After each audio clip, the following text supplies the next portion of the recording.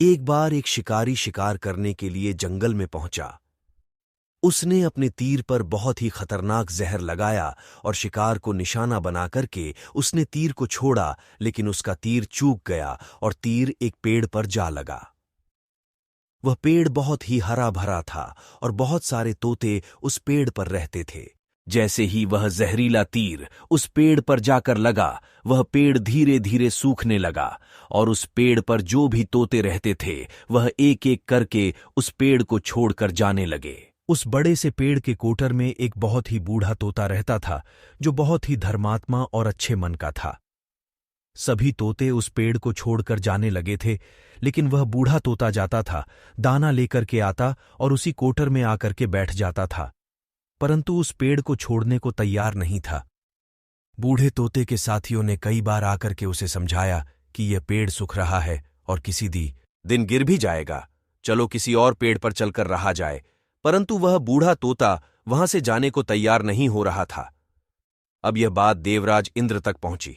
उन्हें बताया गया कि एक तोता है, वह जिस पेड़ पर रहता है उस पेड़ पर एक जहरीला तीर लगने के कारण सूखने, गिरने और खत्म होने के कगार पर आ पहुंचा है, और एक बूढ़ा तोता अभी भी वहीं पर रह रहा है। वह दाना लेकर आता है और वहीं पर रहता है, जबकि उस जंगल में बहुत सारे पेड़ हैं, लेकिन वह उसी पेड़ पर रह रहा है। देवराज इंद्र प्रकट हुए और उस बूढ़े तोते से कहने लगे कि आप बहुत धर्मात्मा हैं, बहुत ही अच्छे मन के हैं, लेकिन आप इस पेड़ को छोड़कर किसी और पेड़ पर चले जाइए, क्योंकि ये पेड़ कुछ ही दिनों में गिर जाएगा। तालाब के पास में बहुत से बड़े बड़े हरे भरे पेड़ है, बड़े बड़े कोटर है, उन पेड़ों पर फल भी लगे हुए हैं, उन्हें वहीं पर तोड़कर खा सकते हैं, परंतु यहां से आप चले जाए। तोता बोला, माफ कीजिएगा, इस पेड़ ने मुझे जीवन दिया है, शिकारियों से मेरी रक्षा की है, हर मौसम में मेरे साथ रहा है। ये कोटर मेरा घर है, यहां मैं पला बड़ा हूं, इस पेड़ को मैं छोड़कर कैसे जा सकता हूं? इस पर संकट आया है तो क्या मैं इसे छोड़कर चला जाऊं? मैं ऐसा कभी नहीं कर सकता।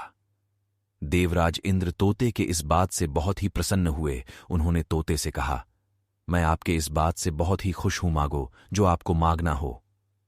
उस बूढ़े तोते ने कहा, मुझे बस इतना मांगना है कि जिस पेड़ ने मुझे जन्म दिया, जहां मैं रहा पला बड़ा, जिसे आप मेरा जन्मभूमि कह सकते हो, आप इसे फिर से वैसा ही हरा भरा कर दो जैसा यह था।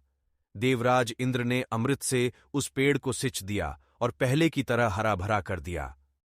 अब वापस से उस पेड़ पर आकर के बाकी तोते रहने लगे। वह बूढ़ा तोता कुछ समय तक और जिंदा रहा, फिर उसकी मृत्यु हो गई और वह स्वर्ग में चला गया। यह कहानी हमें सिखाती ये है कि जब भी किसी इंसान का बुरा दौर आता है तो इमोशनली वह टूटा हुआ होता है, उसे किसी के सहारे की जरूरत होती है, किसी की आवश्यकता होती है।